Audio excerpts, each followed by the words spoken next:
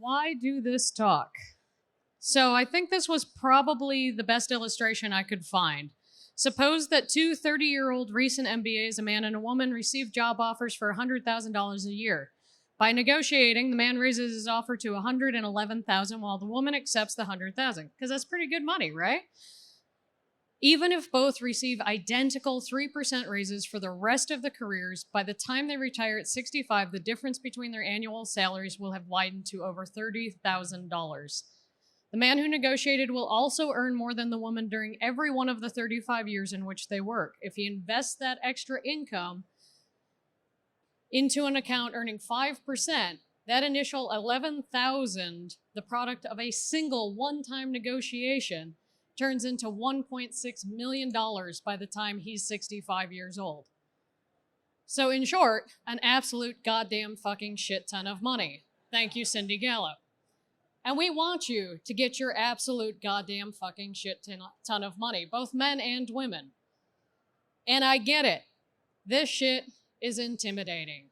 Getting past that initial hurdle and actually going to the table and negotiating and not just taking what you're offered, that's hard. So as part of this, we've assembled a panel of amazing speakers, or two amazing speakers in my ass. So Robin here is going to be talking through more of the kind of emotional hurdles behind getting up to doing salary negotiations. I'm going to talk through some of the tools, tips, resources, and just kind of prep work that you want to do getting into negotiations. And then Elizabeth's going to bring it home with the other side of the table, the perspective of the hiring manager. So without further ado, I'm going to hand you over to Robin.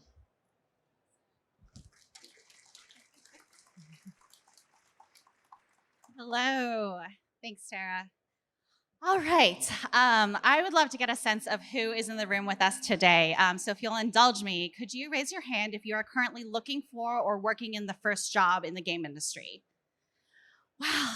Oh, that's so exciting. Give me a round of applause. That's really, really exciting to see you guys here. Raise your hand if you've ever tried to negotiate a job offer before. Okay, good. Keep your hand up if you successfully negotiate a job offer. What are you guys doing here? Go see something else. I'm kidding. You can stay. Raise your hand if you were just thankful to get a job offer at all, and so you just didn't negotiate. Yeah. All right. Those are my people. All right. Hi, my name is Robin. I lead product strategy at Code Combat, where we make a game that teaches computer science. We are in we are played by over 500,000 players in the US alone, and we are in over 15,000 schools. Hello. I've been in the game industry for over 12 years. I started my career as a news editor, and eventually I moved into game production and design, where I shipped dozens of web and mobile games. Most recently, I ended up in user experience design, which led me to join Code Combat, where I negotiated a promotion to product manager, and now I lead strategy and for one of the best coding games that's out there. Thanks. Getting slides. All right. Why is negotiation terrifying? Let's talk about feelings for a little bit. Let's imagine for a second being in that space. So you found a job posting that you got really excited about. You thought you met the requirements, right? And you got a response from your application saying, hey, we'd love to talk to you. We think you might be a really good fit for this role. So maybe you do some phone interviews. Maybe you get brought onto an on-site. You spent a lot of time getting real excited about this job, right? You're really eager to hear back. And then you see this call or this email comes in. Whew, that is good. I mean, I have a job right now and I'm still excited to see this, right? We'd love to extend you an offer to join our team. It feels amazing. Every bone in your body, every fiber of your being is like, yes, let's friggin' do this, right? And this is the last thing you want to do after all that is to negotiate, right? You want nothing to do with that conversation. Maybe you weren't prepared, or maybe you haven't researched the salary ranges. Maybe you have no idea what to do next. Because what if you ask and something bad happens, right? Like, what if you ask and you appear ungrateful or unreasonable?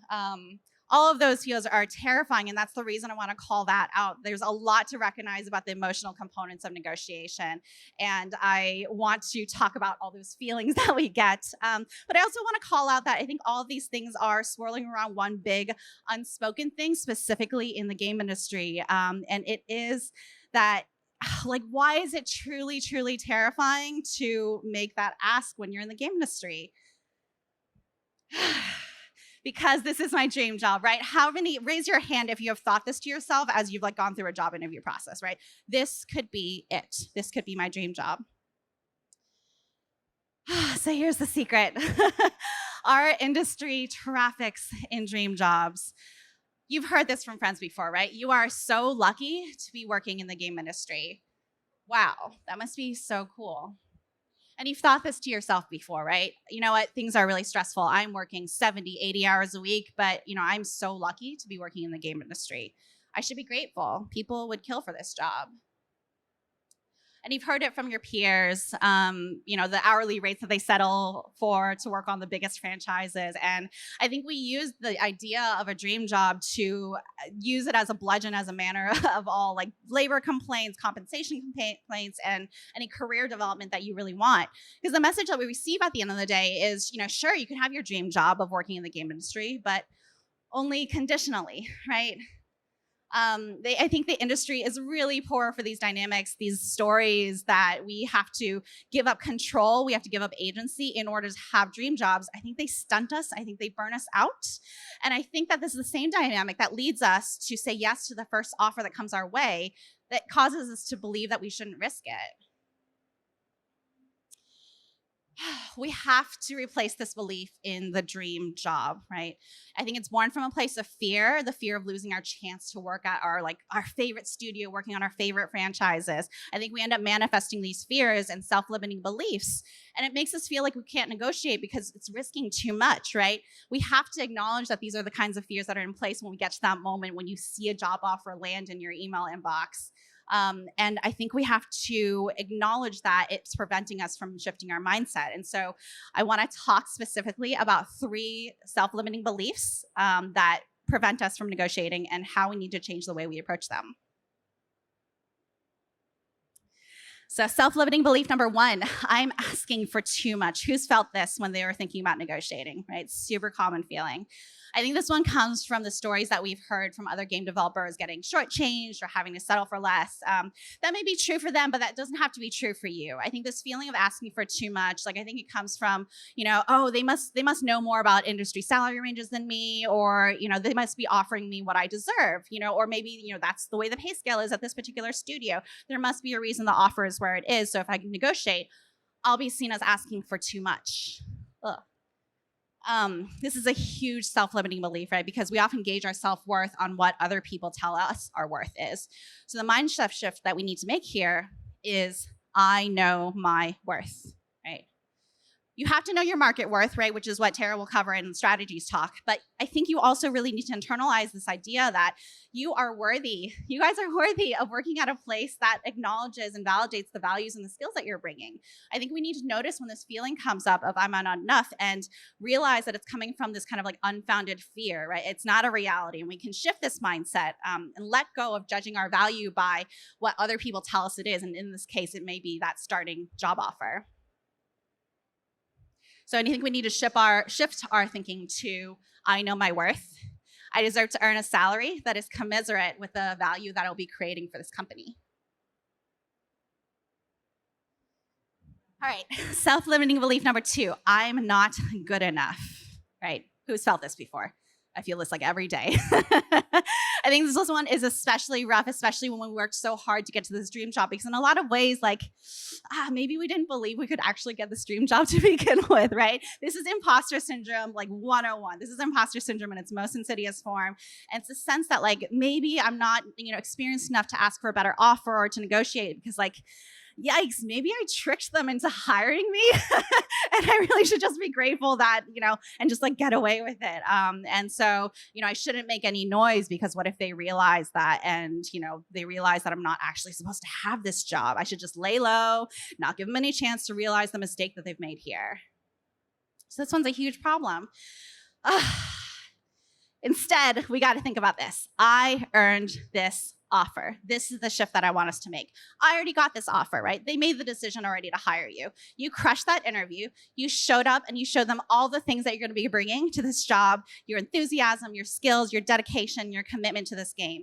And if we can shift from feeling like I'm not good enough and starting to let go of that imposter syndrome, that self-belief, we can move towards actually, I already earned this offer. I can make sure it's truly what I want here.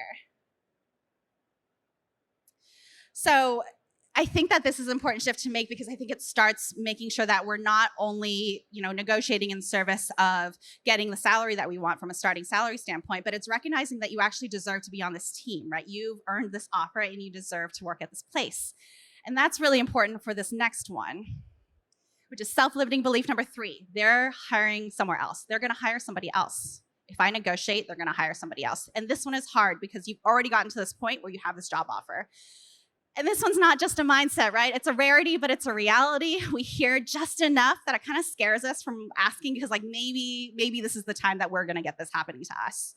So there's a lot here that strategy-wise that Tara and Elizabeth will cover about how to structure or ask so that you'll set yourself up for success here. But if you're letting your fear limit trying to negotiate in the first place, I think we're perpetuating a cycle that allows companies to continue this behavior on other people. I think that this is really, really damaging in that way. And I think that the mindset shift that we need to make is that I can break this cycle, right? This is the mindset shift we need. Be the one to break the cycle. Make it difficult for this company to have to shoulder the burden of going through the extra work of hiring another person to potentially have to continue their search, right? Again, you deserve to work in this game industry. You have earned an offer, and now you have an opportunity to break a cycle that we know is being used to prevent other folks from getting what they deserve. Make sure that the next person that comes along will be able to negotiate as well. Break that cycle. So the reason it's hard to negotiate is because we're led to believe this is our one shot at our dream job, right? That's why all those fears are amplified. That's the notion that this is our chance. Like, this is how we're going to make it. But it's actually the same reason that we have to negotiate, because if we don't negotiate, it's not actually our dream job. I think we have to be willing to ask for what we deserve in service of making our dream jobs a reality. And here's the real secret. Negotiation begets negotiation. I have a single slide with an image in this entire talk, and that's how important this is. If you give a mouse a cookie, they will ask for a glass of milk. If you start your job with salary negotiation, you are setting yourself up to be able to advocate for the things that will actually make this job a dream job for you. You're going to be able to advocate for the coworkers around you. You're going to be able to ask for the support that you need. You're going to be able to ask for that promotion once you realize you've earned it, right? That's actually the creation of a dream job. It doesn't happen when you accept the offer, and it's not just about the starting salary or the benefits. I think we got to let go of this idea that the dream job is like, it's shaped in a package somehow. We receive it, and then we have to pretend that we have to hold on to it, right? I think that when you realize that the dream job is something that you shape versus something that is given to you, that's when you start to make this shift, right? Negotiation begets negotiation. Be the mouse that asks for the cookie. This is your negotiation mantra. I know my worth. I earned this offer. I can break this cycle. You've got this. Make the ask, shape your dream job. We believe in you, and you have got this, folks.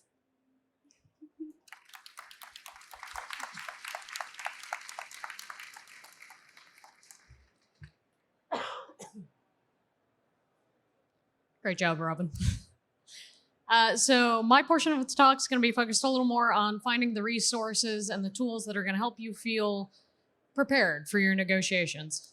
So briefly, my name is Tara J. Brannigan. I'm the community lead at 5CA. We're a customer support outsourcer in the Netherlands.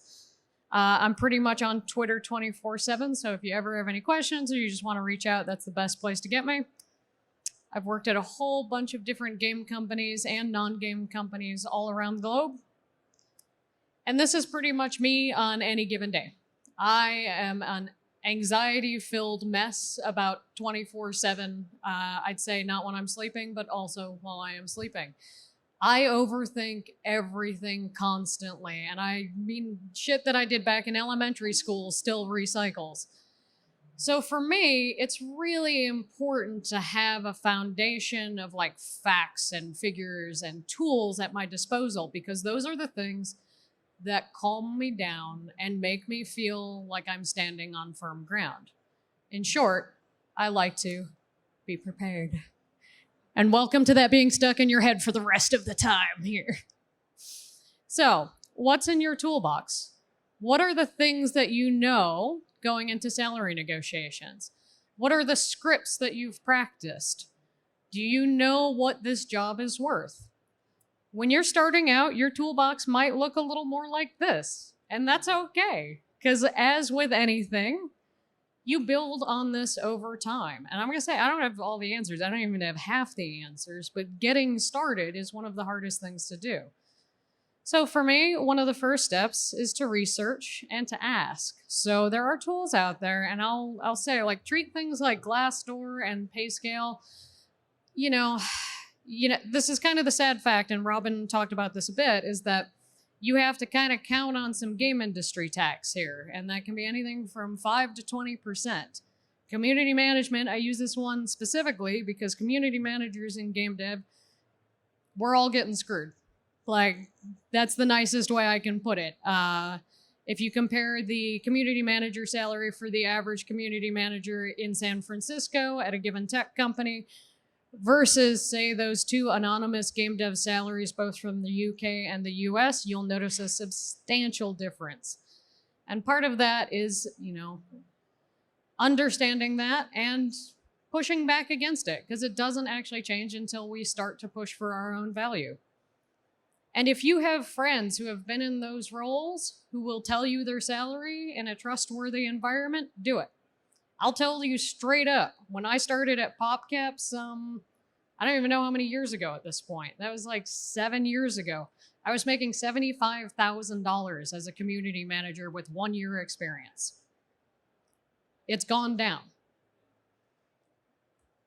Fun thing about the state of California. So Californians, you actually have access to an amazing law. So this new law, AB 168, bars employers from asking about your salary history, either past or current.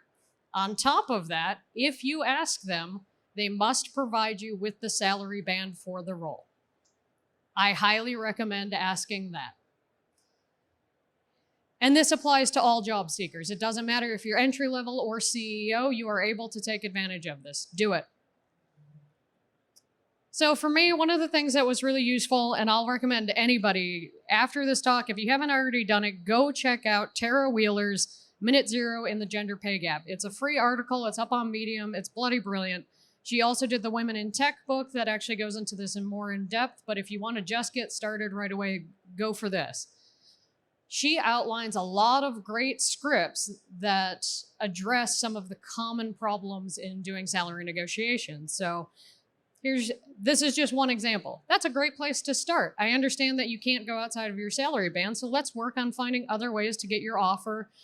I can't say that word, I'm sorry, with my others, because I love this company and I really want to find a way to work here. And this opens up the opportunity to look at things outside of salary as well. Would you like to work from home a day each week? That's worth a certain amount. For me, I would absolutely sacrifice a little bit of money to be able to work from home a day or two. And you don't have to use these scripts one-to-one. You don't have to practice these rote memorization. That's actually going to come off a little robotic. It's, taking this idea and adapting it to your own way of communicating. Special note as somebody who has moved abroad, make sure to look at the cost of living comparison because it's not a one-to-one. $75,000 in Seattle, you're not going to get 75,000 euros in Stuttgart, Deutschland. The thing to pay attention to, this is just numbeo.com, and these are not directly, it's not going to give you exact costs, but it's going to give you a nice rough idea of what the differential is. The big one to pay attention here is rent price, because that's going to be a large portion of your monthly income. In the case of Stuttgart and Seattle, rent prices are 97% higher in Seattle. So that helps frame what you should be asking for if offered a job in Stuttgart. So, negotiations. Sometimes we kind of think of those like this, right? Really hostile, you're trying to win, it's about beating the other person, right? Well, not according to the FBI, actually.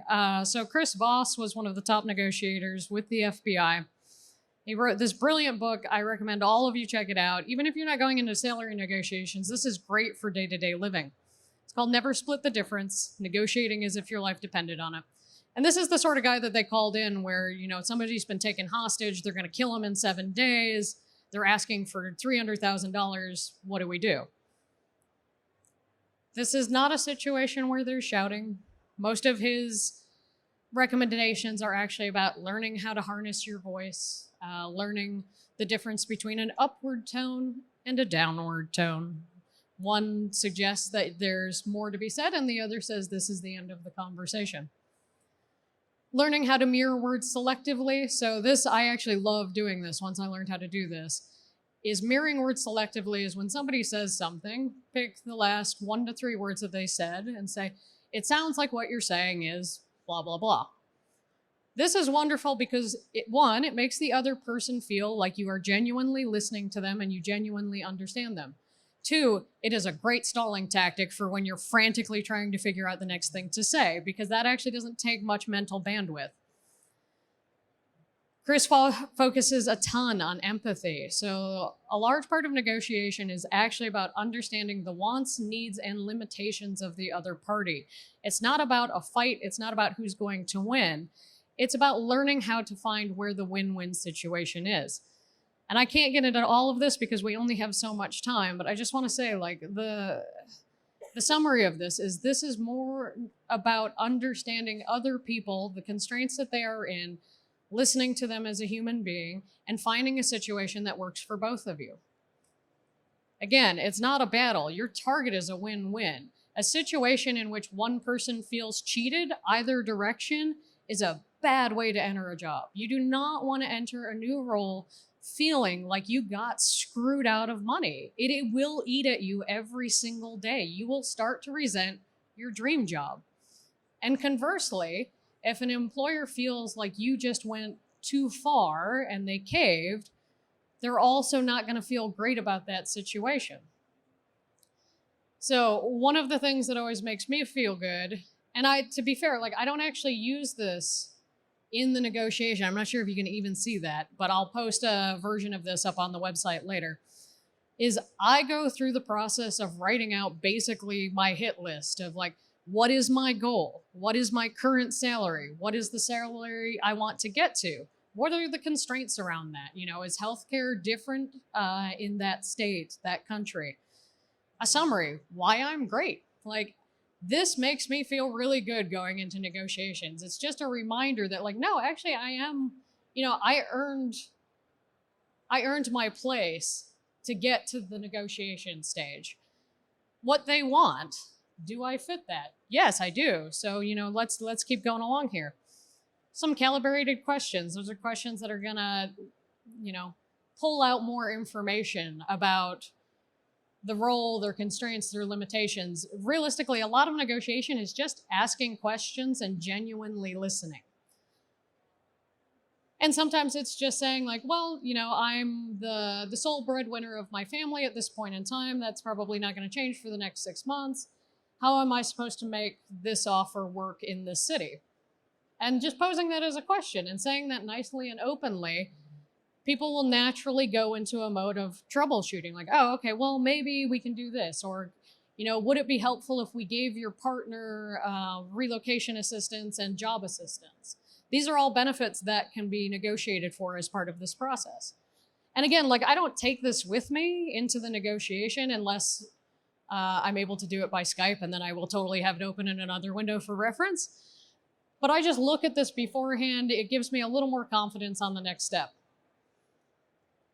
And this is something that says a lot about me, but sometimes it can be really useful to remember that it's not just about you. So when something's just about me, I'm really prone to just downplaying it it's not that big a deal. It's just me. which, I mean, that's a whole separate separate talk about self-care that we won't get into. But for me, it can be really beneficial to just remember, like, look, me negotiating means that it should be easier for the next woman in the same situation in this company.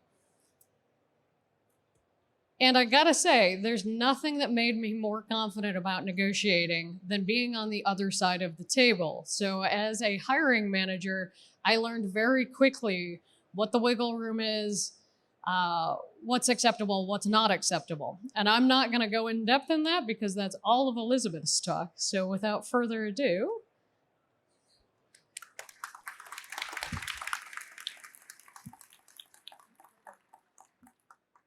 Hi, everybody. Before I get into my talk, I just also want to put in a plug for the book, Never Split the Difference. It's really amazing. I actually bought a copy for my studio, and it gets a lot of circulation. It's not just useful for salary negotiations, but really any kind of trying to get to a consensus that you will have to do in your work. That said, hi, I'm Elizabeth Sampat. I'm the studio creative director at Future Games of London. We are an Ubisoft studio, and I just want to let you know that we've just started pushing a huge hiring campaign. Every single one of our studios all over the world is hiring right now. So if you would like to get some experience with salary negotiation, I strongly urge you to check out our hiring booth. Before I was the creative director at FGAL, I was the game design department lead at Cybo Games, and I was also one of the lead designers on Plants vs. Zombies 2 at PopCap. I've been deeply involved in hiring in almost every job I've had over the last 7 years, whether in an independent company or in studios owned by larger companies. And to my detriment, it took me a while to realize something important, which was the ways in which I was getting hired were also the ways in which I was hiring other people. The constraints that I was under as a hiring manager were often the constraints that people trying to hire me were under as well. I have friends with stories about how they tried to negotiate salary or benefits or something else, and instead of countering, the company did actually pull their offer. If this has happened to you, 9 times out of 10, it's not because you said or did anything inappropriate, but sometimes there are just requests that hiring managers can't fulfill. And if you haven't phrased those requests correctly, it's easy for a studio to believe that employing you wouldn't work out, even if you would have actually been fine taking the original offer. So if you've ever sat at your computer staring at an offer letter and wondering what the hiring manager was thinking when they were drafting its contents, let me let you in on the secret. First of all, we really want you to take the job. Do you know how expensive hiring is? A studio may be paying internal recruiters, contracting with external recruiters, paying to place job ads on job boards, and a million other small things that all cost money. Even small studios usually have someone whose job it is to just go through LinkedIn while they're on the clock. Sometimes it's an HR representative, but often it's just the hiring manager themselves when they get fed up about the role sitting empty. But there's also the expense of just having the empty desk. Sure, the company's not paying a salary right then, but if there's somebody in the office who's given notice, every day without their replacement is a day when there's no handover, when some precious amount of institutional knowledge is risking getting lost. Or if there is actually a desk already sitting empty, that's another day with somebody who has differing skills and responsibilities having to cover them, adding additional stress and taking away from that person's original workload. Maybe they can't have anyone cover that role at all, and the role just isn't getting done. Maybe it's holding up the timeline of a project. Maybe that means that a publisher is breathing down their neck. So sure, there might be someone else waiting in the wings to accept if you turn the job down. But while you're deliberating on whether this job is right for you, that runner-up may be out interviewing for their dream role. And regardless, we already decided that person is the runner-up. We want you. And if there's not a runner-up, that means we have to spend even more on recruitment, starting over from scratch, pushing the timeline down the road by weeks or months, which is a pretty shitty worst-case scenario. We're not trying to insult anyone with a lowball offer. Nothing about offering you a job is trying to make you feel bad. We're just crossing our fingers that you take it and doing everything in our power to try to make the offer compelling. We're trying to get to yes with you as quickly and efficiently as possible. But we're not in control of everything, especially if you're applying to a studio owned by a larger company. There are salary bands in play that sometimes we just can't go out of. I know this is a lot of people trying to get into their first job in the industry, so quick show of hands, who knows what a salary band is? Okay, great. I'll do a really quick definition. Basically, it means that the company as a whole sets a salary range for each particular title that the company has, and they don't allow people to go outside of that band. Sometimes we can get wiggle room there by changing the title in order to get a little bit more salary. But in order to do that, we have to justify that title change for the role, and the parent company may not authorize changing that resource. At a previous company, I once had a role sit open for months because the salary band we were required to stay within wasn't compelling to the people who had the skills that we needed, and it was difficult to get our parent company to change the role title on offer to something with a better salary. Likewise, special requests are often a great way to get value when you can't get more of a salary, but some requests are harder than others to grant. Things that are visible to the rest of the studio, like regular work from home days or extra vacation days, are often suggestions that are made in articles and that kind of thing. But unless the office already has a standing work from home policy or a flexible vacation allowance, studios can be really concerned that offering special treatment could set a precedent and annoy veteran employees. Maybe a company could afford to give you an extra week of vacation time, but if they have to multiply that by 50 or 100 employees, that gets hairy real fast. We also don't want to hire you. We want to retain you. If you tell us that it is vitally important that you make 20% more than we offered you, and that takes it outside of the salary band, or that you need to work from home 2 days a week in order to be happy and successful, but the policy is 1 day a week, then yeah, we might pull the offer. Why? Because we believe you. If you decide in the moment to settle for a salary 20% less than what you told us you need, that means your interest is going to be piqued by every single recruiter who contacts you on LinkedIn. You'll rate your job satisfaction lower on every annual company review. And you might get raises, and believe me, if you're doing your best, we will advocate as hard as we can to get you those raises. But every time we do, we'll both know that you still believe you're worth more than you're getting, which means you have a higher likelihood of quitting, which means that we lose the training and energy put into you, and we have to go through the expense of hiring all over again. We want you to be happy right from the jump, and if we think we can't give you what you need to be happy, there's no moving forward. I know, this sounds really depressing. Everyone else is telling you to negotiate, and it sounds like I'm just up here giving you the company line. But really, I want you to know the lay of the land before we start talking about how you can make this information work for you. First of all, there is a salary band, not a salary. This isn't true for every studio, but if you're applying someplace really large or at a company that owns multiple studios, it's almost certainly true in order to keep things equal and fair. So when you feel it's appropriate, you can utter these magic words. I know it's a bit early, but I'm in discussions with a few other studios, and I just wanted to make sure we're aligned.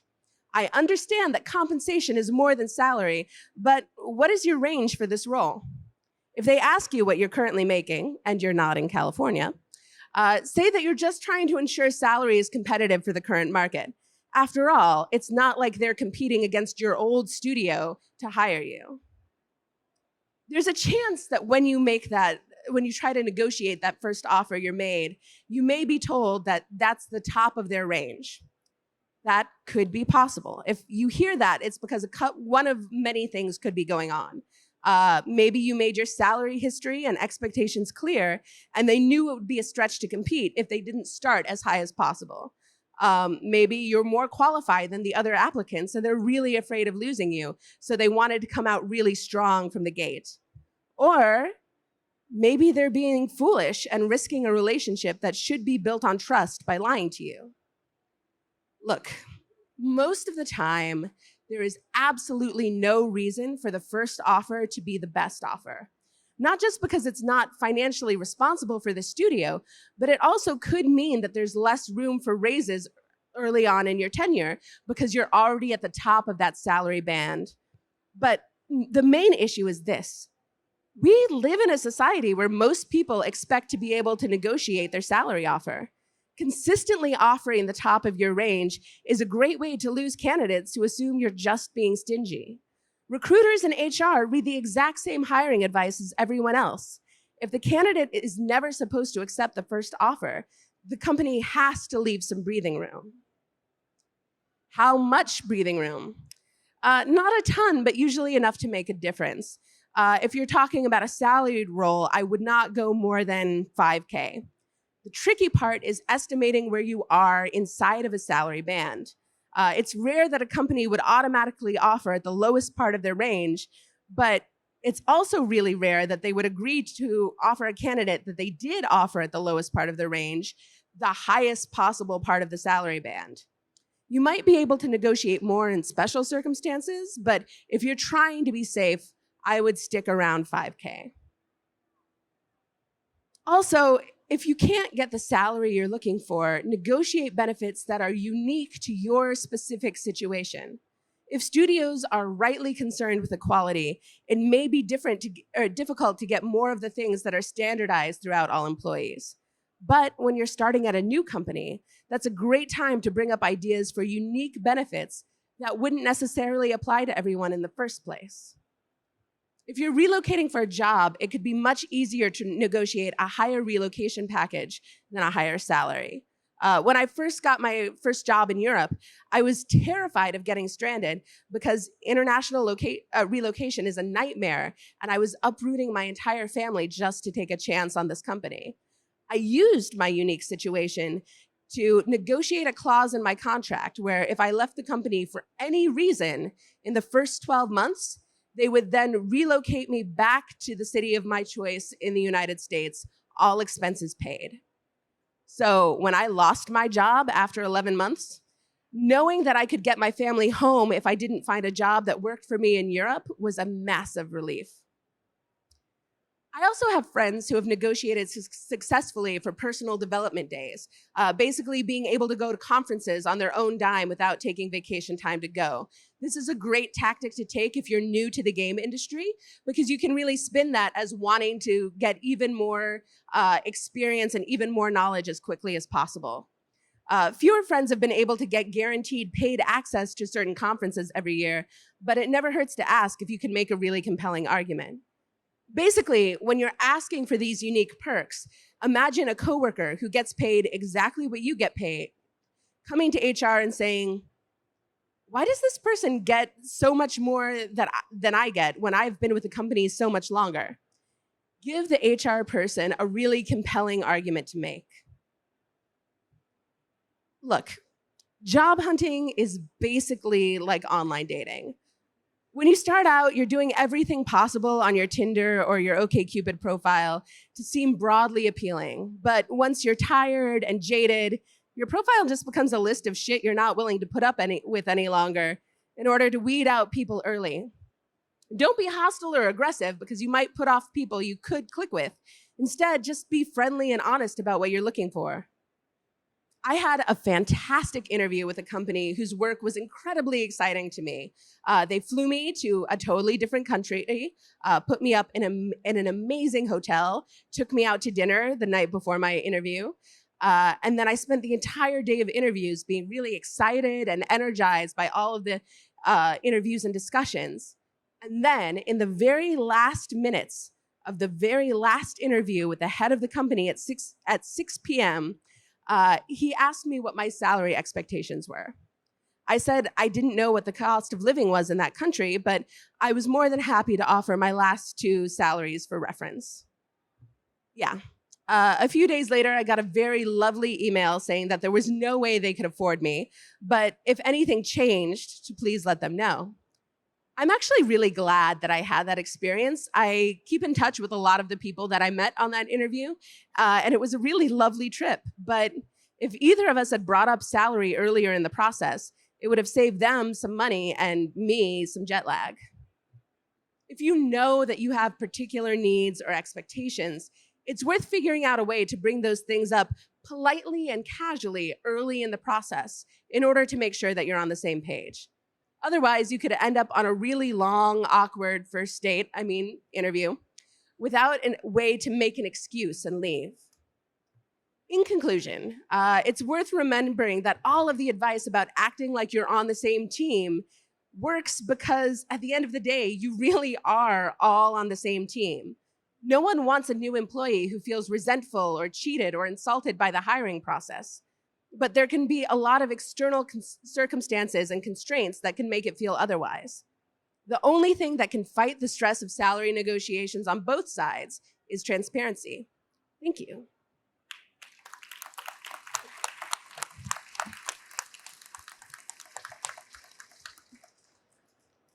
Just one quick note. So we have actually put up a website, fragyoupayme.com.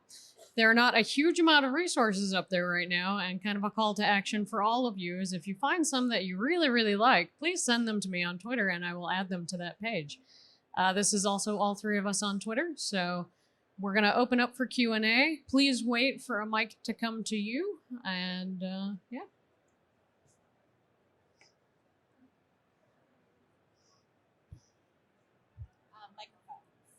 Yeah, he's got the mic.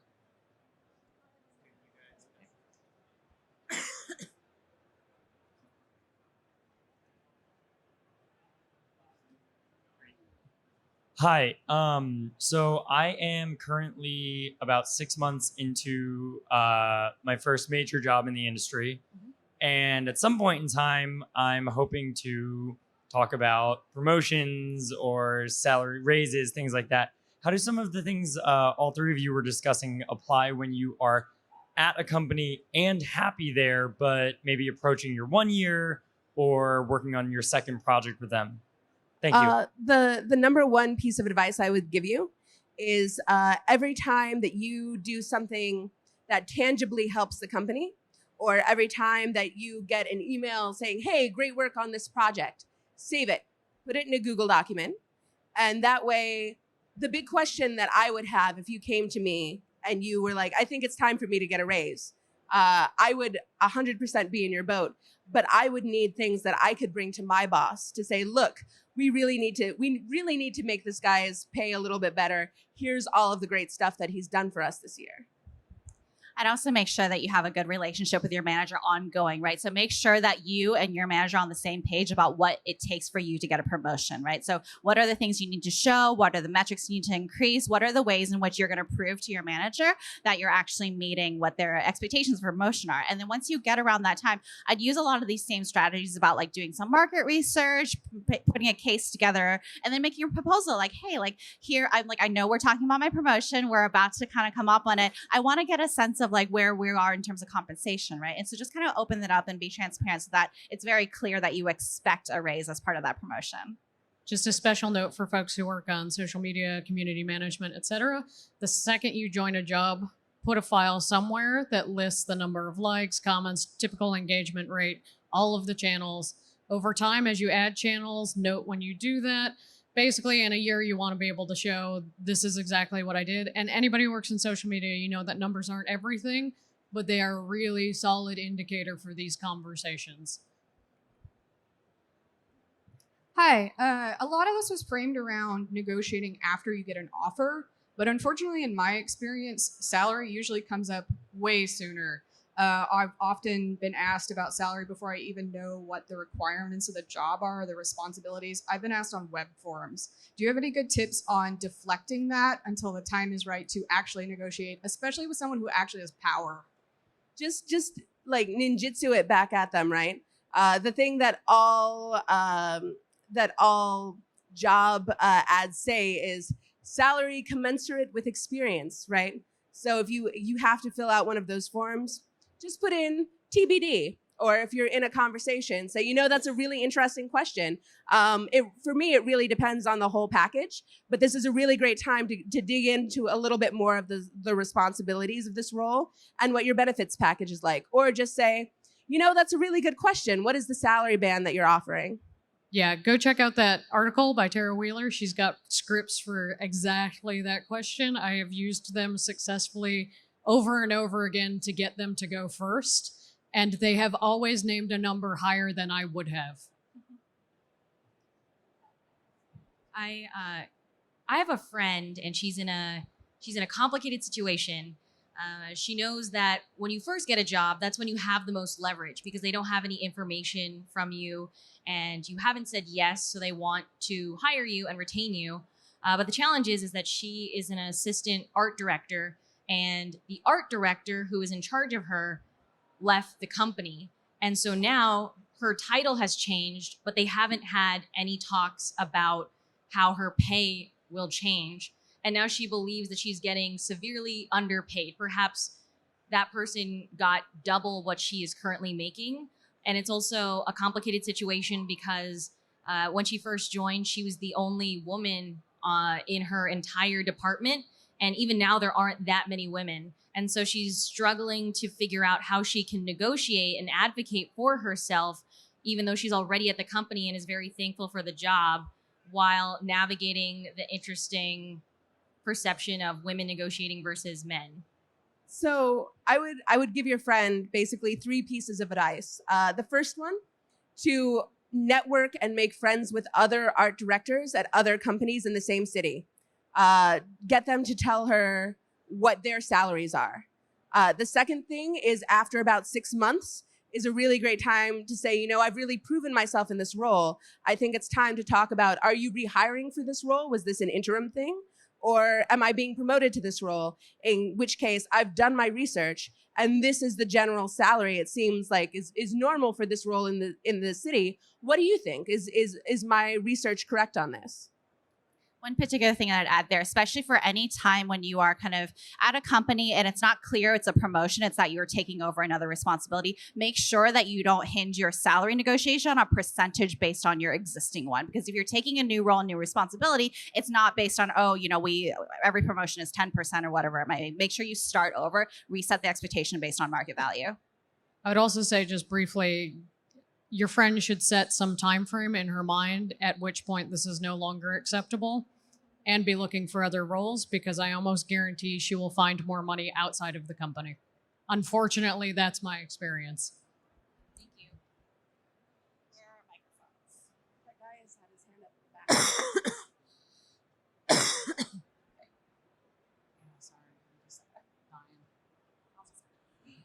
During the negotiation process, from an HR perspective, are there any questions that are basically red flags, and or vice versa? Are there any questions where you're like, oh, wow, this person, that's a very good question. We really want them. I don't have any specific questions, but I will say when it's clear that somebody has done zero investigation. So I've had candidates, especially abroad, that did zero investigation into local cost of living and literally were asking for more money than directors at the company made. It's a really hard place to start. One thing that actually the 3 of us were talking about before the panel started is, especially because there are so many people here that are sort of looking for their first role in the game industry. A lot of times people will go in and they'll read very generic salary negotiation tactics online that are actually much more sort of tailored to people who are in the middle of their career. So if somebody was coming, for example, right out of school and decided to ask for a whole bunch more than what we offered them, and my first question would be why? And there could be a very good reason for that. Maybe they have experience that would actually make them really valuable. But oftentimes the response is, well, for my unique skills and my unique experience.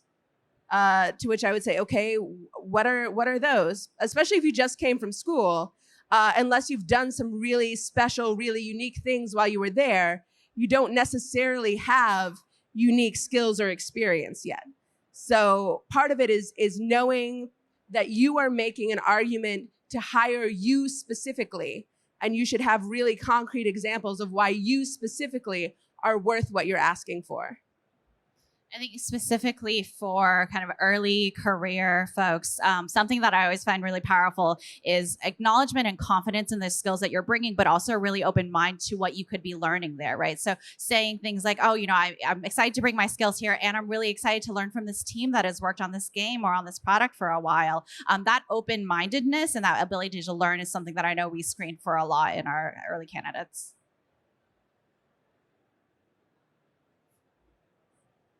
Hi.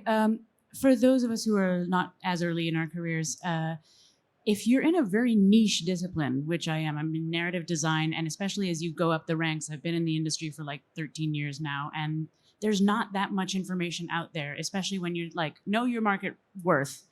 There's very, very little data that I can find from Glassdoor or whatever. What kind of resources can you recommend for that sort of very niche It's discipline? all about networking. You got to know the people in your industry, and you got to be willing to get intimate with them to be able to share your salaries, which is scary, right? I think that's, again, I'm the emotions person.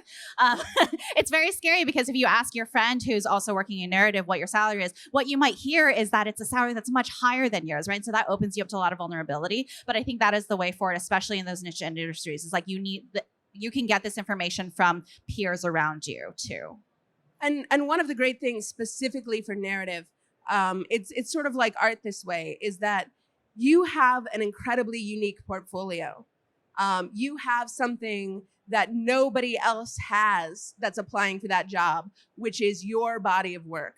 So it's, especially with 13 years in your career, you should go into that being like, you know who I am. And if they're like, well, why are you worth so much more than we were going to offer you? You should feel comfortable saying, well, did you read my samples? Own your career. The fact that you have that kind of longevity is something really unique and special, and that makes you more marketable.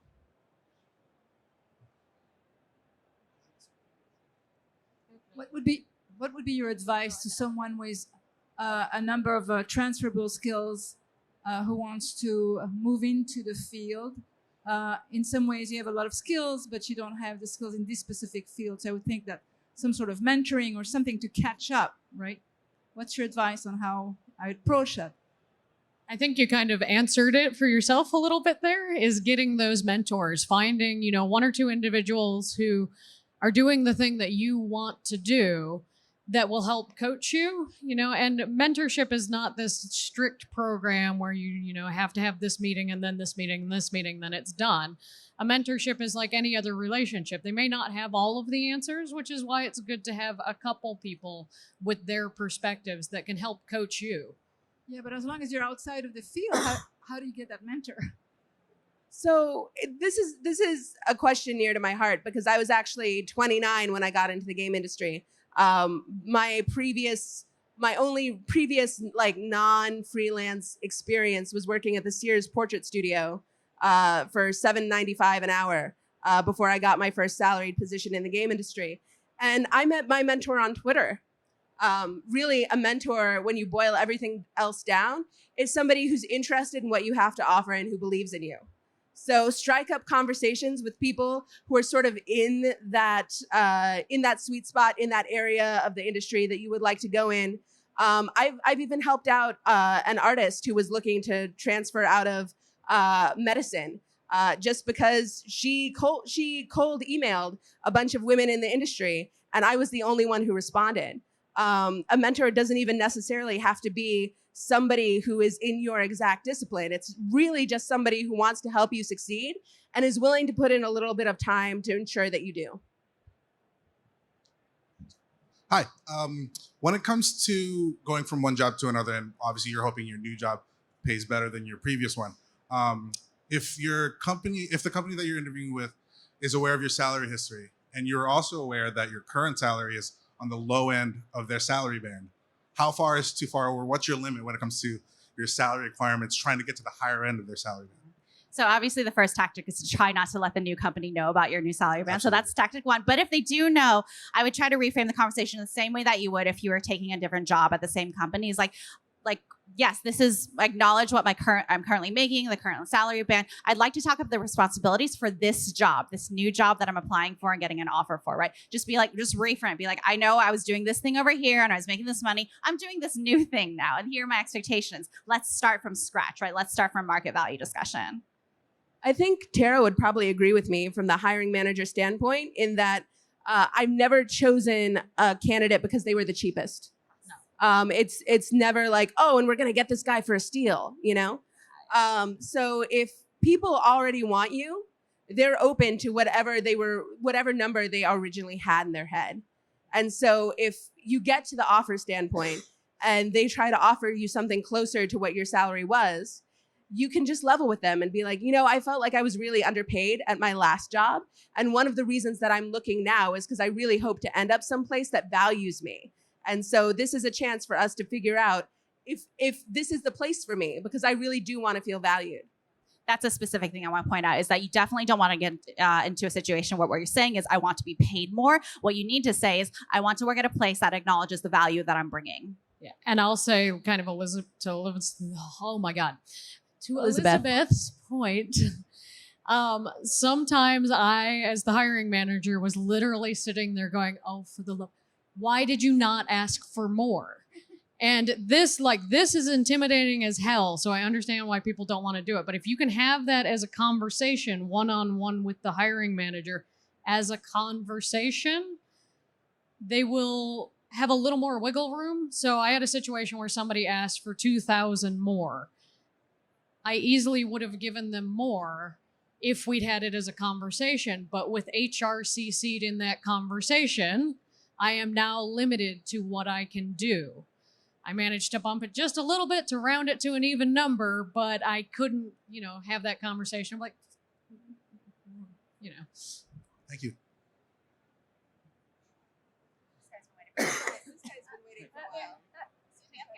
He's been waiting for a while. Sorry.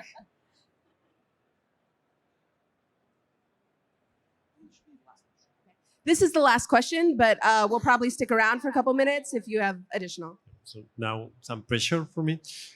Which is the value of the fancy titles, right? Because some position, I'm in the field of game design, and then at some point you start like product manager, and there's like game leads, head of product, head of design, director of design, creative director, and it's difficult to map from one company to the other. Maybe some guy is head of design, but has less responsibilities as a senior game designer in another company.